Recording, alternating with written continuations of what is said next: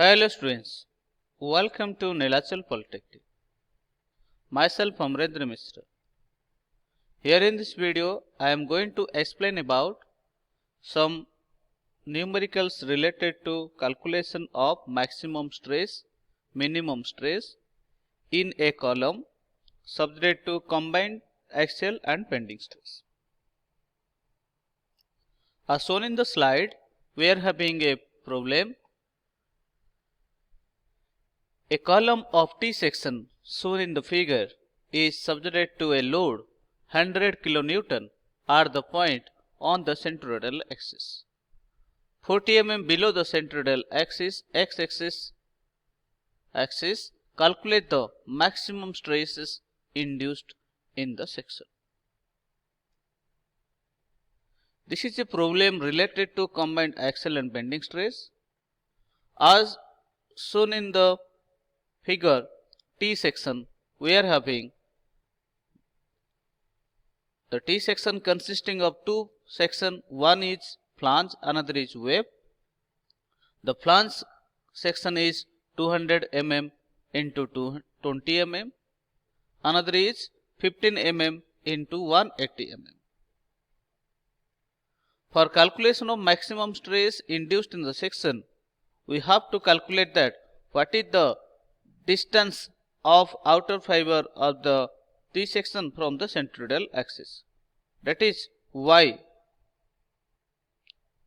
For calculation of bending stress, we have to go for m by z. So m is your bending moment produced by the load and z is your section modulus of the section of the column. So for the T section, we have to calculate the section y bar of the section. We know that for a T section, it is a symmetrical section about vertical axis yy. Hence, the moment of inertia about yy axis is 0. But it is having x-axis. About the x-axis, we can find out the value of moment of inertia. For finding out the moment of inertia or CG of the body, we have to take the bottom line of the T section as the reference line for the calculation of y bar and moment of inertia. Now, as from the question, we are having a load 100 kN, that is P is equal to 100 kN. The P is applied 40 mm. We know that the x-axis and y-axis both are intersecting at a point, and that point is known as your center of gravity point. And the load is applied below 40 mm to that of the center of gravity of the section. So this is 40 mm. We have seen that due to the load applied P, there is a axial stress as well as there is a bending moment produced by the load. Now go for the calculation of y bar, reference as bottom line of the T section. From section 1 as flange, area of the section can be found out as 200 into 20 as it is a rectangular section, and it is calculated as 4000 mm square. If it is bottom line, then we have to calculate that what is the CG of the flange from the bottom section of the line. So for the CG of the section, 20 by 2 will be the CG of the section, and the CG of the flange will be at a distance of 180 plus 10 mm, that is equal to 190 mm. Now we have to calculate the y2 of the section 2 and also the area of the section 2. Section 2 is having 180 mm into 15 mm, that is equal to 2700 mm square. y2 is equal to 180 by 2, that is 90 mm. After getting a1, y1, A2 Y2. We know that from mechanics, the calculation of CG of the section will be the moment of area about the reference axis. Now, y bar is equal to A1 Y1 plus A2 Y2 divided by A1 plus A2. A1 is obtained as 4000, Y1 as 190, A2 as 2700 and Y2 is 90. A1 is equal to 4000, A2 as 2700 and total Y bar is obtained as 149.70 mm. Our next step is that we have to find out that what is the moment of inertia of the section about the bottom line, or that is your x-axis section. Now, at this line is parallel to the section 1 axis and section 2 axis. Now, we will go for study about the parallel axis theorem. So, from parallel axis theorem of moment of inertia, we know that moment of inertia about the reference axis will be equal to moment of inertia about centroidal axis plus A into h bar square, where Ig is known as moment of inertia about the parallel axis. If this is bottom line, then the x-axis of section 1 and y-axis and section 2 x-axis both are parallel each other. So, we have to find out Ig for the section 1 as your centroidal axis Ig, and moment of inertia for the section 2, it is also Ix2 plus area into h bar square. Area into h bar square means that is area of the section A1 and A2. Y bar means Y1 and Y2 of the section 1 and section 2 respectively. Now, we will go for calculation of the moment of inertia about the bottom axis, that is known as your I-axis of section 1, I-axis of section 2. The moment of inertia I-axis 1, as I told before, Ig plus Ah square.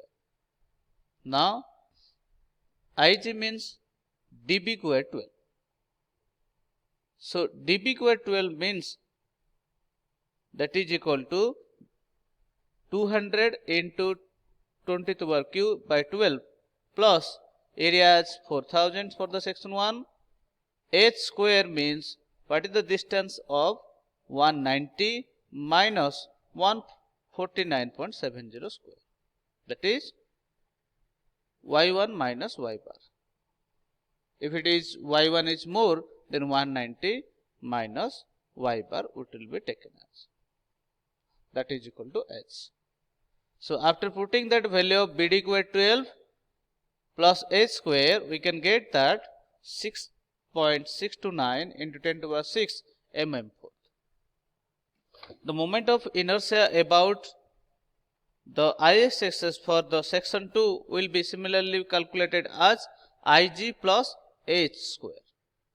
So, Ig means BD square 12, from that B is equal to 15, D is equal to 180. So, we can have 15 into 180 cube divided by 12.